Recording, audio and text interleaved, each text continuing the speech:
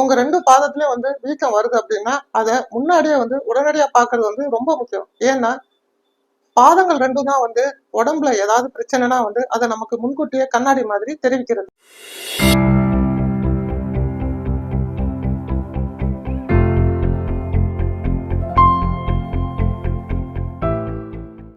Hello everyone, நான் Yesudas, physiotherapist, Tiruvannamalai. இந்த வீடியோல வந்து பாதத்தோட வீக்கத்தை வந்து குறைக்கிறதுக்கு எந்த மாதிரியான எக்ஸசைஸ் வீட்ல இருந்தே செஞ்சா சரி பண்ணலாம் அப்படிங்கறத பத்தி நான் சொல்றேன். நீண்ட நாளா வந்து பாதம் வீக்கமா இருந்தாலும் சரி, இல்ல ஆக்சிடென்டலா பாதத்துல வந்து வீக்கம் வந்தாலும் சரி, ஒரு பாதத்துல இருந்தாலும் சரி, இல்ல 2 பாதத்துல இருந்தாலும் சரி, அதுக்கு முன்னாடி முக்கியமா பாதத்துல ஏன் வீக்கம் வருது அப்படிங்கறத வந்து நம்ம முக்கியமா தெரிஞ்சுக்கணும். முக்கியமா வந்து பாத்தீங்கன்னா சில ஆக்சிடென்ட்ஸ்னால பாதத்துல வீக்கம் வரும், ரொம்ப நேரம் நிக்கிறவங்களுக்கு வீக்கம் வரும், பிரெக்னன்சி டைம்ல வந்து வீக்கம் வரும். இந்த வீக்கத்தை நம்ம எப்படி கண்டுபிடிக்கிறது, உடனே எப்படி கண்டுபிடிக்கலாம் அப்படின்னு கேட்டீங்கன்னா, முக்கியமா வந்து செப்பல் போடும்போது செப்பல் டைட்டா இருக்கும், சாக்ஸ் போடும்போது சாக்ஸ் டைட்டா இருக்கும், ஷூஸ்லாம் வந்து டைட் ஆகும். அந்த மாதிரி இருக்கிறப்ப உடனே வந்து பாதம் வீங்குது அப்படிங்கிறத வந்து கண்டுபிடிச்சிடலாம். இந்த பாதத்தோட வீக்கம் வந்து பாத்தீங்கன்னா சில சீரியஸான கண்டிஷன்ஸ்னாலையும் வீக்கம் வரும். அதாவது ஹார்ட் ப்ராப்ளத்தினாலையும் வீக்கம் வரும், கிட்னி ப்ராப்ளத்தினாலையும் வீக்கம் வரும், சில லிவர் டேமேஜ்னாலையும் வரும். இது வந்து சில சீரியஸான கண்டிஷன்ஸ். முக்கியமா வந்து வீக்கத்துக்கான காரணம் வந்து இந்த சீரியஸான கண்டிஷன்ஸ்னால வருதா, சில ஆக்சிடென்டல் இன்ஜுரினால வருதா அப்படிங்கறத தெரிஞ்சுக்கிட்டு நம்ம அதுக்குண்டான மாதிரியான ட்ரீட்மெண்ட்ஸ் வந்து எடுத்துக்கணும். சில சீரியஸான கண்டிஷன்ஸ்னால வருது, kidney problem, liver problem, heart ப்ராப்ளத்தினால வருதுன்னா டாக்டர் சொல்ற மாதிரி அவங்க சொல்ற மெடிசின்ஸ் மற்றதெல்லாம் ஃபாலோ பண்ணும். சில ஆக்சிடென்ட்ஸ் கண்டிஷன்ஸ்னால வருது அப்படின்னாலும் அதுக்குண்டான சில எக்ஸசைசஸ் இருக்கு, மெடிசின்ஸ் இருக்கு, உண்டான ட்ரீட்மெண்ட்ஸும் வந்து ஃபாலோ பண்ணும். இந்த 2 கண்டிஷன்ஸ்க்குமே வந்து பாதத்தோட வீக்கம் இருந்துச்சுன்னா அதை எப்படி குறைக்கலாங்கிறத பத்தி இப்போ இந்த வீடியோல நான் சொல்றேன். அதுக்கு முன்னாடி நம்மளோட சேனலை வந்து நீங்க சப்ஸ்கிரைப் பண்ணாம இருந்தீங்கன்னா சப்ஸ்கிரைப் பண்ணிக்கோங்க.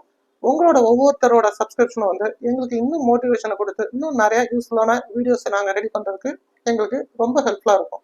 இந்த serious conditions like organs damage, kidney problem, heart problem, liver problem, இதுக்குண்டான வீக்கத்துக்கும் ஆக்சிடென்டல் இன்ஜுரி இல்ல ரொம்ப நேரம் நிக்கிறதுனால வர வீக்கத்துக்கும் வந்து வித்தியாசம் வந்து தெரிஞ்சுக்கணும். முக்கியமா அதாவது ஆக்சிடென்டல் இன்ஜுரியா இருந்தாலும் சரி, இல்ல ரொம்ப நேரம் நிக்கிறதுனால வீக்கம், சில ஸ்ட்ரெயின்னால வீக்கம் வருது அப்படின்னா நீங்க ரெஸ்ட் எடுத்தீங்கன்னா அந்த வீக்கம் வந்து குறைஞ்சிரும்.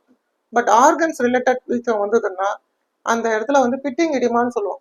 அந்த வீக்கத்தை அழுத்தணும்னா அப்படி பள்ளம் மாதிரி விழும். இதெல்லாம் வந்து ஆர்கன்ஸ் ரிலேட்டட் வீக்கம்.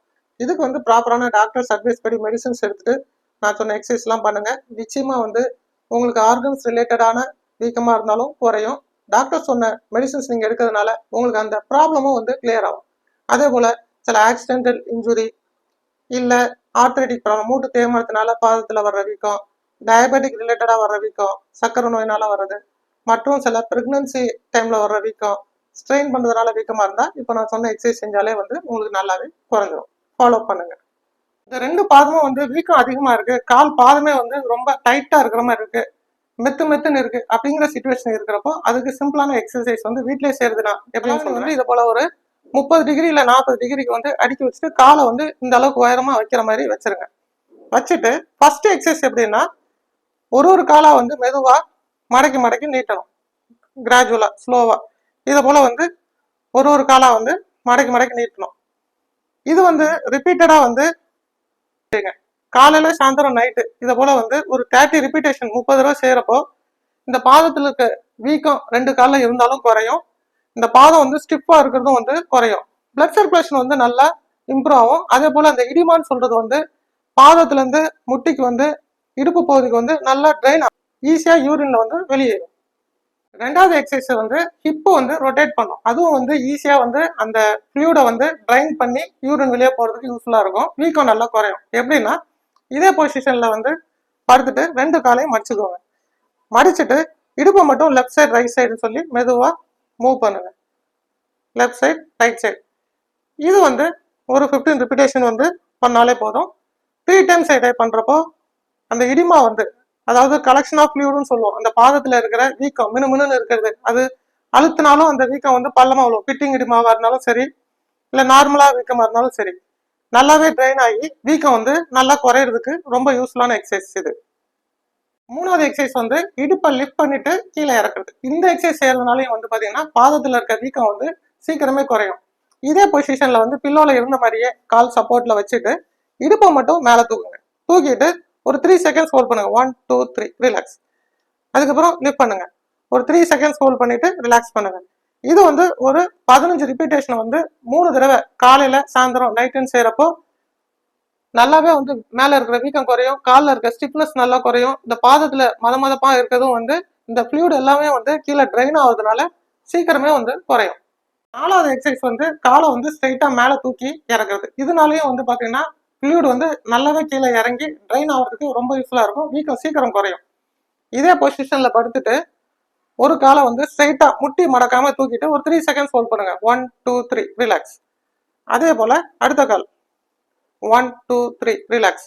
இதே போல ஸ்ட்ரைட்டா காலை வந்து ஆல்டர்னேட்டா வந்து ஸ்ட்ரைட்டா ஒரு 3 செகண்ட்ஸ் ஹோல்ட் பண்ணி ஒரு 15 ரிப்பீட்டேஷன் வந்து 2 காலுக்கும் சேர்த்து 3 டைம்ஸ் a day செய்யறப்போ இன்னும் ஃபாஸ்டா வந்து பாதத்துல இருக்க வீக்கம் நல்லா குறையும், வலி குறையும், அந்த கெண்டைக்கால் தசை அதாவது முட்டிக்கு கீழே இருக்கிற வலி எல்லாமே வந்து வேகமாவே குறையும். 5வது எக்ஸசைஸ் வந்து பாதத்தை மட்டும் இதே பொசிஷன்ல வந்து மடக்கி மடக்கி நீட்டுறது. எப்படின்னா இதே பொசிஷன்ல வச்சுட்டு பாதத்தை மட்டும் நல்லா மடக்கி மடக்கி நீட்டுங்க. ஆங்கிள் பம்ப்ஸ்ன்னு சொல்லுவோம். எந்த அளவுக்கு பின்னாடி மடக்க முடியுமோ மடக்கணும், எந்த அளவுக்கு முன்னாடி தள்ள முடியுமோ தள்ளணும். இது வந்து ரிப்பீட்டடா வந்து ஒரு 15 தடவை செய்யுங்க. ரொம்ப வயசானவங்க வந்து சில எக்ஸசைஸ்லாம் செய்ய முடியல அப்படின்னா இந்த பொசிஷன்ல காலை வச்சுட்டு இந்த ஆங்கிள் பம்ப்ஸே வந்து உங்களுக்கு 30 தடவையோ இல்லை 40 தடவையோ முடிஞ்ச அளவுக்கு செய்யுங்க. 3 டைம்ஸ் a day செய்யறப்போ ஸ்வெல்லிங் வந்து நல்லா குறையும். காலுக்கு வந்து உணர்வுகள் வந்து குறைபாடா இருந்தாலும் அந்த உணர்வு வந்து அந்த வீக்கம் குறையிறதுனால சீக்கிரம் வரும். லாஸ்டா 6வதா ஒரு சிம்பிளான எக்ஸசைஸ் சொல்றேன். எப்படின்னா இதே பொசிஷன்ல வச்சுட்டு விரல்கள் டோஸை மட்டும் நல்லா மடக்கி மடக்கி நீட்டுங்க. எந்த அளவுக்கு மடக்க முடியுமோ மடக்கி மடக்கி நீட்டுங்க. இதுவும் வந்து ரிப்பீட்டடா வந்து ஒரு 30 தடவை செய்யுங்க. செய்யறப்போ வந்து பாதத்துல இருக்க வீக்கம் நல்லா குறையும், பாதத்துல உணர்வு கம்மியா இருக்கிறது வந்து நல்ல உணர்வு தெரிய ஆரம்பிக்கும், பாதத்துல இருந்து கெண்டைக்கால் தசை வரைக்கும் இருக்கிற வலி எல்லாமே வந்து குறையும். எக்ஸசைஸ் எல்லாம் வந்து செய்யுங்க. செய்ய செய்ய வந்து உங்களுக்கு வீக்கம் வந்து நல்லா குறையும், பாதத்துல வந்து உணர்ச்சி நல்லா அதிகரிக்கும், பாதத்துல இருக்க டைட்னஸ் நல்லா குறையும்.